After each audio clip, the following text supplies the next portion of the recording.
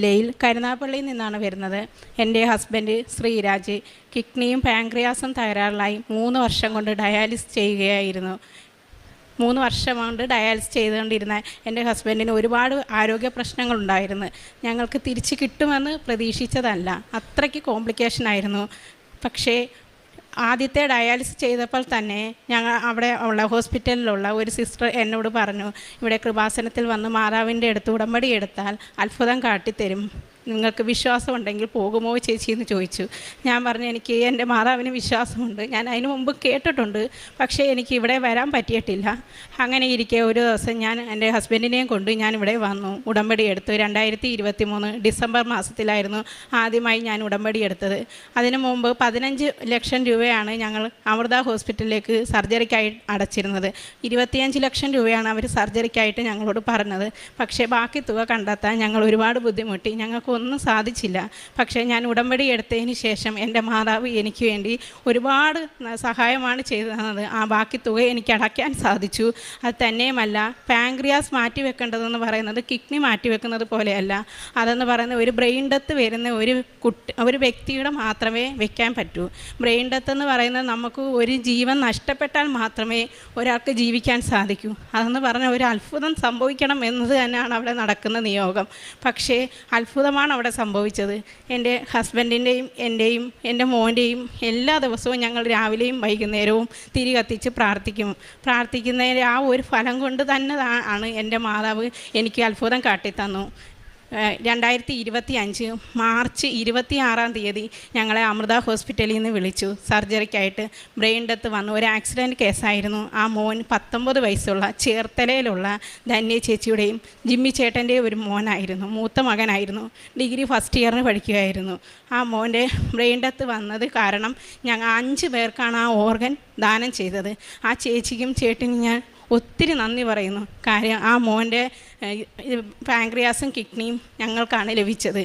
പെട്ടെന്ന് കത്തുന്നെന്ന് പറയുന്ന സത്യം തന്നെയാണ്. ഞങ്ങളുടെ അടുത്ത് ഞങ്ങളെ വിളിച്ചിട്ട് പറഞ്ഞ് ആംബുലൻസ് വരെ റെഡിയാക്കി വെച്ചേക്കണം, സർജറിക്ക് ഏത് നിമിഷവും വിളിക്കും, ആ നിമിഷം നിങ്ങളവിടെ എത്തിയിരിക്കണം. അതിനു മുമ്പ് നമ്മുടെ ബോഡി ടെസ്റ്റ് 1 ലക്ഷം രൂപയുടെ ബോഡി ടെസ്റ്റാണ് അവിടെ എല്ലാം ചെയ്തിരുന്നത്. അത് ചെയ്തിട്ട് 1 വർഷം ഞങ്ങൾ കാത്തിരുന്നു. അന്നേരം ഒന്നും എനിക്ക് ഉടമ്പടി എടുക്കാൻ പറ്റിയിട്ടില്ല. 2022-ലാണ് ഈ സംഭവം. 2023-ലാണ് ഞാൻ ഉടമ്പടി എടുക്കുന്നത്. ആ സമയത്ത് ഞങ്ങളെ വിളിക്കുകയും ഞങ്ങൾ ഹോസ്പിറ്റലിൽ ചെല്ലുകയും ചെയ്തു. അന്നേരം അവിടെ പറഞ്ഞു, ഒരു CT സ്കാൻ ഉണ്ട്, അത് പെർഫെക്റ്റ് ആണെങ്കിൽ മാത്രമേ ഞങ്ങൾക്ക് സർജറി ചെയ്യാൻ സാധിക്കുകയുള്ളൂ എന്ന് പറഞ്ഞു. പക്ഷേ അണ്ണൻ്റെ ഈ ഡയാലിസിസ് ചെയ്തുകൊണ്ടിരുന്ന ആ രക്തക്കുഴലിനകത്തൂടെ ഇൻഫെക്ഷൻ ഉണ്ടായതിനെ തുടർന്ന് ഒരുപാട് നെർവുകൾക്ക് പ്രശ്നമുണ്ടായി. അതുകൊണ്ട് 99% നടക്കുമെന്ന് പറഞ്ഞില്ല. ഞങ്ങൾക്ക് അത്ഭുതമാണ്. ഞാൻ എൻ്റെ അണ്ണൻ്റെ ദേഹത്ത് തൈലം പുരട്ടി മാതാവിനെ വിളിച്ച് ഞാൻ പ്രാർത്ഥിച്ചിട്ടാണ് ഞാൻ CT സ്കാനിന് വിട്ടത്. അത്ഭുതമെന്ന് പറയട്ടെ, ഇറങ്ങി വന്ന ഡോക്ടർ എന്നോട് പറഞ്ഞ്, നിങ്ങൾക്ക് പൂർണ്ണമായിട്ടും ഇത് നടക്കും, ഒരു കുഴപ്പവുമില്ല, നിങ്ങൾ വിളിക്കുന്ന വിളി കേൾക്കുന്നുണ്ട് എന്ന് ഞങ്ങളോട് പറഞ്ഞ് അന്ന് രാത്രി സർജറിക്കായിട്ട് കയറ്റി. 12 മണിക്കൂർ നീണ്ടു നിന്ന സർജറി ആയിരുന്നു. സർജറി കഴിഞ്ഞ് ഡോക്ടർ ഇറങ്ങി വന്നിട്ട് പറഞ്ഞു, കിഡ്നിയും പാൻക്രിയാസുമാണ് വെച്ചിരിക്കുന്നത്, ഒന്നും പറയാൻ പറ്റത്തില്ല. കാര്യം പാൻക്രിയാസ് എന്ന് പറയുന്നത് ഷുഗർ ഉൽപ്പാദിപ്പിക്കുന്നതാണ്.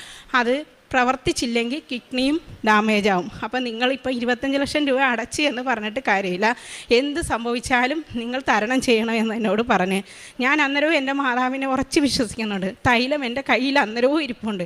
ഞാൻ അന്നേരം പറഞ്ഞ്, ഇല്ല ഡോക്ടറെ, എനിക്ക് വിശ്വാസമുണ്ട്, 100% എനിക്ക് വിശ്വാസമുണ്ട് എൻ്റെ ജീവിതത്തിലേക്ക് എൻ്റെ ഹസ്ബൻഡ് തിരിച്ചു വരുമെന്ന്.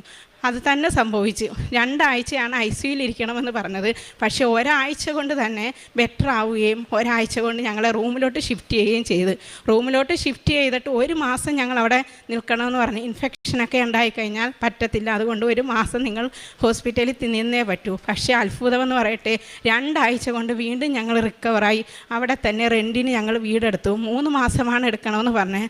വലിയ എമൗണ്ടാണ്, 1 മാസം തന്നെ 25,000 രൂപയാവും റെൻറ്റിന്. പക്ഷേ ഞങ്ങൾ എടുത്തു. 1.5 മാസം കൊണ്ട് തന്നെ ഞങ്ങൾക്ക് ബെറ്ററായിട്ട് വരാൻ പറ്റി. ഞങ്ങൾക്ക് മൊത്തം 3 മാസം പറഞ്ഞെടുത്ത് ഞങ്ങൾ 2 മാസം കൊണ്ട് തന്നെ ഞങ്ങൾ വീട്ടിലോട്ട് പോകാനും സാധിച്ചു. എൻ്റെ മാതാവ് അവിടെ കാണിച്ചു തന്ന അത്ഭുതം തന്നെയാണത്. അത് തന്നെയല്ല, ഇപ്പോൾ 10 മാസമായി സർജറി കഴിഞ്ഞിട്ട്. ഈ 10 മാസം ആയപ്പോൾ ഇപ്പം കഴിഞ്ഞ മാസം ചെക്കപ്പിന് ചെന്നപ്പോൾ പറഞ്ഞ് ചെറിയ ജോലിക്ക് പോകാമെന്ന് പറഞ്ഞു. 10 കിലോ വെയിറ്റ് എടുക്കാം, ചെറിയ ജോലിക്കും പോകാൻ പറഞ്ഞു. ഇപ്പോൾ കഴിഞ്ഞ മാസം കൊണ്ട് ചെറിയ ഡ്രൈവിങ്ങിൻ്റെ പണിക്ക് പോകുന്നുണ്ട്, 4 വീലറിൻ്റെ ഇത് ഡ്രൈവറായിട്ട് പോകുന്നുണ്ട്.